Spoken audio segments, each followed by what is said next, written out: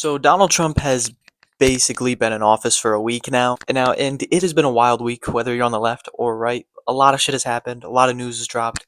This dude is doing exactly what everyone thought he would do, which is be a fucking bitch. Maybe not if you're a Republican, you probably don't think that, but that's beside the point. He's signed a lot of executive orders, something that he said he was going to do, and to give him credit, he's kept a lot of the promises that he's made. The problem is, the promises that he made are fucking awful.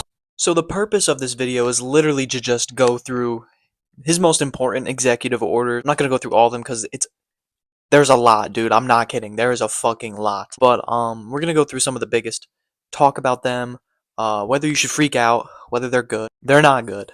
Spoiler alert, they're not good.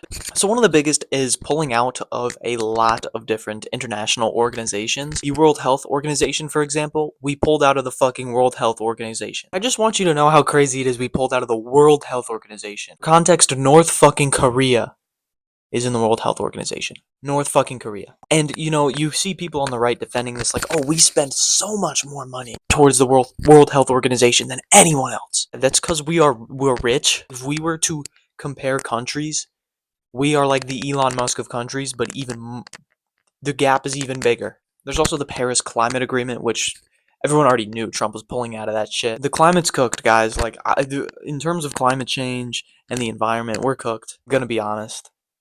There's no saving it anymore. My future grandson is cooked. I'll probably be fine.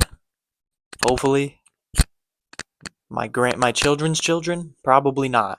Now, the biggest one is trying to end birthright citizenship, something that's protected in the 14th Amendment. Basically, what birthright citizenship is, if you don't know what it is that if you are born in America, even if your parents aren't American citizens, if you were born in the United States, you are protected as a United States citizen. And people make the argument that this allows for anchor babies.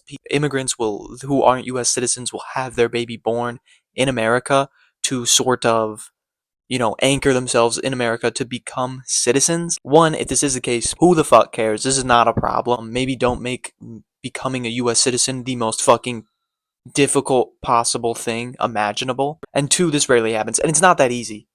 It's not that easy. If you and your wife are both immigrants and you're not US citizens and you have a baby who is a US citizen, you cannot just automatically become US citizens. It's not that easy. So anchor baby situations is not even, that's fucking difficult. Rarely happens. This is stupid. The good news is it's not going to hold up. Birthright citizenship will be protected. The Supreme Court, if it goes to the Supreme Court, they're going to be like, no, dude, Trump, you can't stop it. What are you doing? Which is surprising because usually they let this dude do whatever he wants. One particular Supreme Court justice who loves money.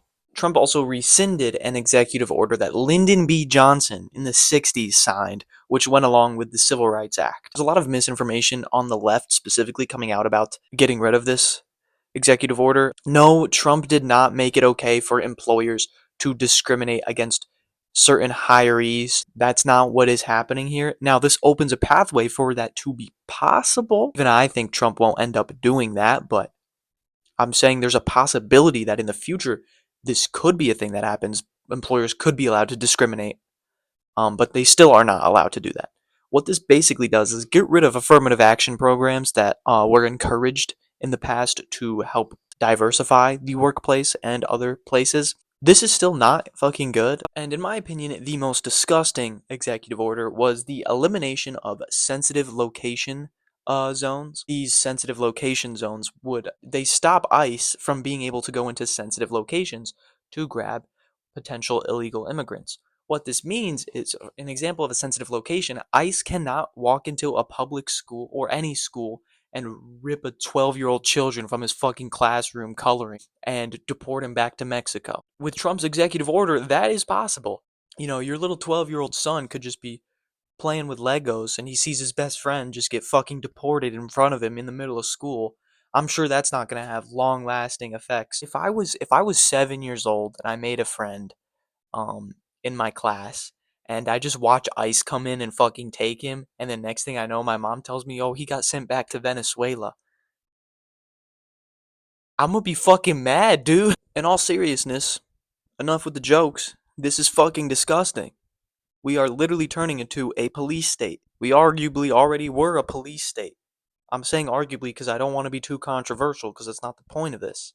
But we are a police state. Do you see the mass deportations? They're ridiculous. But yeah, that's the end of this video. This wasn't supposed to be something long. It's supposed to be quick, summarize some executive orders that I wanted to shed light on. Some of the most ridiculous one. Yeah, that's it. More videos coming out soon. I'm gonna be on the Trump hate watch. A lot of my videos are gonna be critical of him. I've got Trump derangement syndrome. That's the video.